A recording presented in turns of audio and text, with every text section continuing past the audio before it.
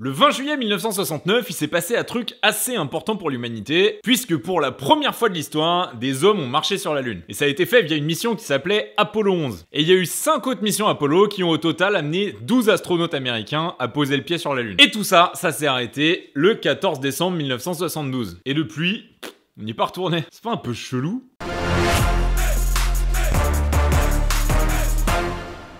Alors déjà là, peut-être que t'as appris un truc direct dans l'intro, parce que moi perso, en faisant mes recherches, je pensais pas qu'il y avait déjà 12 personnes qui étaient allées sur la Lune. Je pensais que c'était un peu moins. Bref, l'objectif du programme Apollo, qui a duré de 1961 à 1975, c'était tout simplement de poser le pied sur la Lune et rien d'autre. Et la vraie raison de pourquoi les Américains se sont bougés les fesses pour le faire, c'est qu'à l'époque, ils étaient un peu à la ramasse en termes de conquête de l'espace. Et ils venaient tout juste de se faire coiffer au poteau par les Soviétiques, qui avaient envoyé le premier homme dans l'espace en avril 61. Et ça...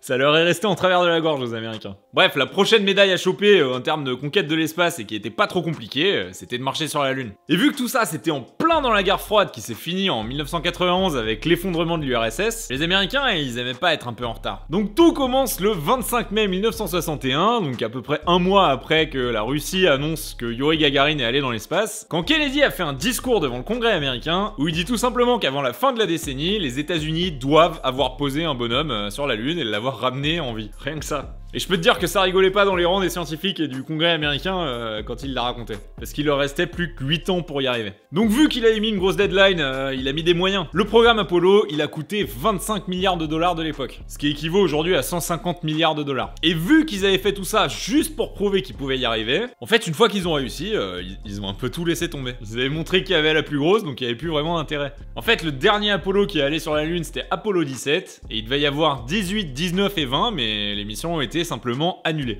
En fait, les missions pour aller sur la Lune à l'époque, elles faisaient pas du tout partie d'une continuité. C'était pas on va d'abord sur la Lune et puis après on va autre part. C'était juste on va sur la Lune pour battre les soviétiques. Et bref, en dehors de l'aspect politique pur du truc, il y avait quand même des aspects scientifiques. Ouais, faut pas déconner non plus.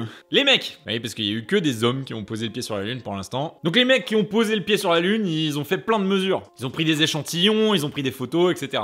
Bon, par contre, on n'était pas sur de la qualité photographique et vidéo de ouf à l'époque, mais bon. Et donc depuis, ça va faire 50 ans que personne n'y retournait. Donc la première raison qui vient à l'esprit, c'est peut-être qu'ils se sont rendus compte que tout simplement, ça sert pas à grand chose d'aller sur la Lune. Bah, y a rien là-bas quoi, y a que dalle. Donc personne veut dépenser autant d'argent pour le faire aussi et se rendre compte qu'il y a que dalle. Mais ça c'est pas vrai parce qu'en fait il y a un certain consensus sur le fait que ce serait bénéfique d'y retourner. Tout simplement par exemple pour construire une base lunaire qui pourrait stocker du carburant pour alimenter des missions plus longues ou devenir un espèce de camp de base pour les missions qui essayent d'aller sur Mars. Un peu comme quand t'essayes de monter l'Everest, tu t'arrêtes à certains camps de base avant pour pouvoir te mettre en place quoi. Ou on pourrait aussi carrément mettre un gros télescope dessus, et là c'est clair que niveau pollution lumineuse, on n'aurait pas de problème à voir les étoiles. Bah et puis pourquoi pas un parc d'attractions à la Futurama ou Rick et Morty quoi. Bon bref, si on sait le faire et qu'il y a un intérêt à y retourner, pourquoi ça fait 50 ans qu'on n'y est pas allé? Bah en fait, ça coûte méga cher. En fait c'était quelque chose à l'époque où t'avais toute la population derrière qui poussait la classe politique pour être les premiers à aller planter le drapeau américain sur la Lune. Donc les dirigeants américains, ils avaient la possibilité de mettre des milliards dessus sans que ça pose trop de problèmes à leur population. Le budget de la NASA, il était passé à l'époque de 0,2% du PIB à un peu plus de 4%. C'est un truc, faut quand même l'accepter quoi. Bref, pendant les dizaines d'années qui ont suivi, il y a plus grand monde qui en avait quoi que ce soit à taper de mettre un 13e bonhomme sur la Lune. Et vu qu'il y avait des vrais problèmes sur Terre pour les Américains du type la guerre du Vietnam,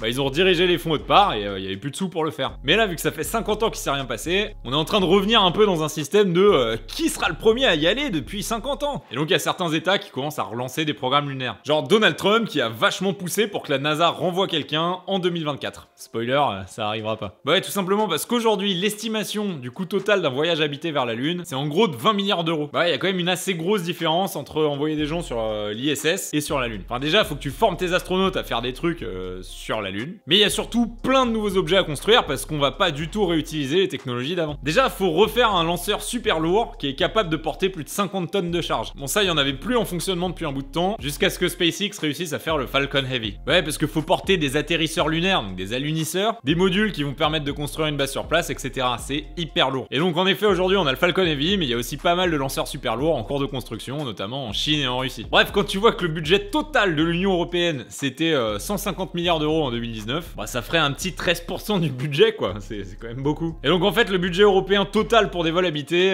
il est d'environ 400 millions d'euros. Et aux États-Unis c'est un peu plus parce que c'est 10 milliards. Et vu qu'on peut absolument pas reprendre les technologies d'il y a 50 ans, en fait faut repartir de zéro quoi, donc trop cher. Et pour finir, il y a aussi des aspects scientifiques qu'on n'a pas vraiment fini de cerner. En fait, les missions Apollo, c'était sympa, mais les gars, il restait que quelques jours, quoi. Là, si on y retourne, c'est pas juste pour planter un drapeau, quoi. C'est pour essayer de construire une base lunaire et d'y rester un certain temps. Et tu vois, la station internationale, qui est à 400 km de la Terre, en fait, elle est encore protégée par le champ magnétique terrestre. Mais la Lune, elle est à 385 000 km. Donc le champ magnétique terrestre, là...